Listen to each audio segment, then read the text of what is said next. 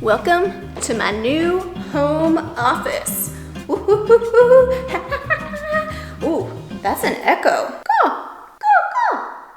It's gonna be my private practice skills office. This will be my background, kind of. There will be stuff there. We're moving. I know it's a weird time to move, but we put in our offer on this house in February, which was a different time in life. Oh, February, I miss you. Anyway, if I'm giving off casual vibes today, it's because I just brought a carload to the new home and we're moving very soon. All right, but I am headed to the office to do some teletherapy. Let's film the rest of this video at work.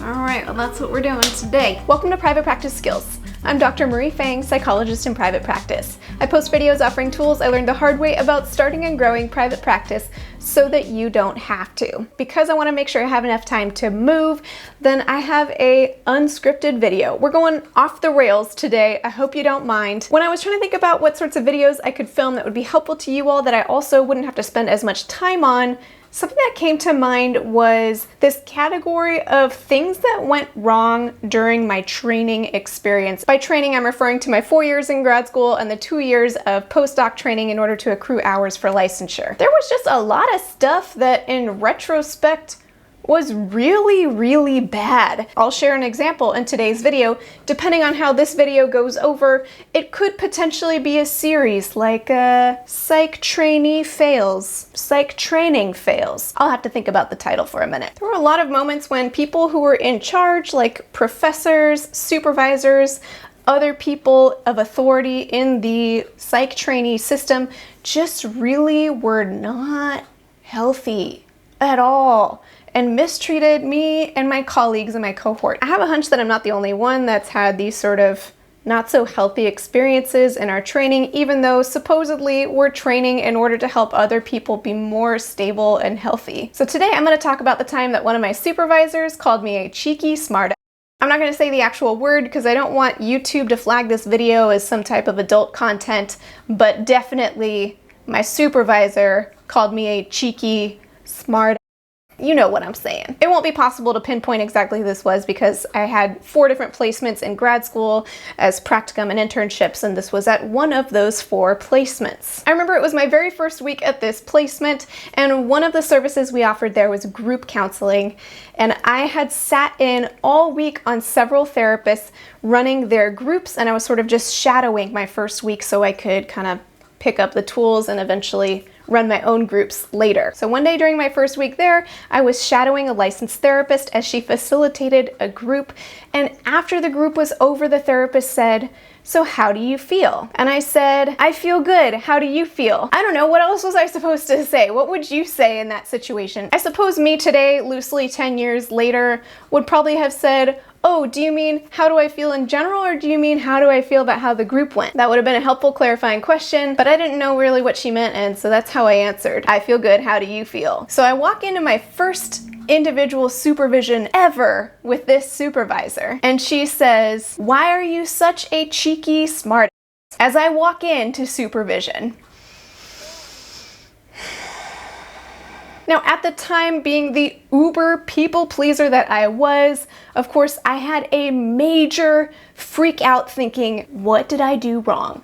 I must have messed up big time. I am sure my face flushed red. I was feeling hot and sweaty, like I must have done something wrong so big time, and I don't even know what it was. So I said, "I'm really sorry. What do you mean?"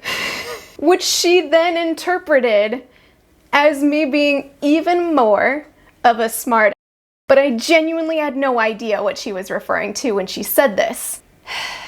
In my first supervision with this woman. So she does go on to explain that she heard some feedback from one of the therapists that I was cheeky after shadowing one of her group therapy sessions. And I said to her, "I'm really sorry, I still have no idea what you're talking about," which seemed to only fan the flame of her fury. And at this point, she was yelling at me. At this point, I was thinking I must have done something just so incredibly wrong and I just had no idea, and it just pissed everybody off. So eventually she explains, oh, there was this group that I attended with therapist so-and-so, and then afterwards she asked me how I felt, and I said I felt good. How do you feel? I was very confused when my supervisor repeated this scenario, and I said, I'm really sorry. Could you clarify for me what went wrong there? Was I supposed to say something different? Even at this point, she still didn't pick up on the fact that I genuinely was not being malicious or intentionally trying to be cheeky in that moment, and that I was genuinely confused as she and I were talking about what she was referring to. She was interpreting all of my behavior as combative. So naturally, she became more combative, raising her voice more, lots of swearing, informing me that I was being wildly inappropriate as a therapist and that I should never talk like that. I was holding back tears. Definitely my eyes were watering up and I just wanted to like run away bawling. And I said, I'm so sorry. Could you please explain to me what would have been more helpful? And I don't remember what she explained exactly. Fortunately, this individual supervision was like the last thing on my schedule that day. I got in my car, cried the whole way home. I remember crying for hours once I got home thinking, I am some type of cheeky, smart ass.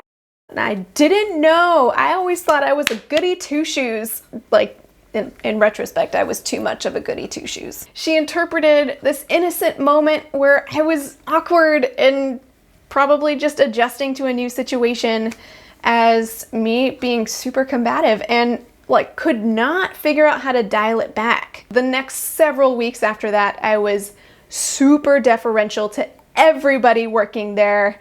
Very people-pleasing. By the end of the year, she was lavishing her praises on me, and I clearly had earned her trust. And I said, you know, do you remember the first week I was here and there was this moment? And she just said, oh, I just didn't realize what you meant, and just brushed it off. And there were just so many therapeutic opportunities that were missed in this supervision context. I guess I just wanted to share this because I know this type of thing happens all the time, and I know there's a lot of you in grad school or about to go into grad school watching this channel as well who might be going through this type of thing and thinking either you're doing something wrong or you're the only one, and that's probably not true.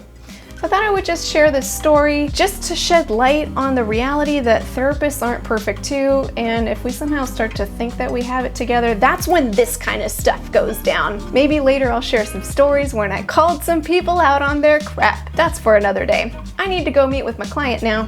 So I hope you enjoyed this video, and until next time, from one therapist to another, I wish you well. Today's video is brought to you by TherapyNotes.com. TherapyNotes helps with scheduling, notes, and billing so that you can spend more time with your clients and less time on back office paperwork. Click the link in the description of this video to get 2 months to try it for free with no commitment. School towards licensure. Licensure.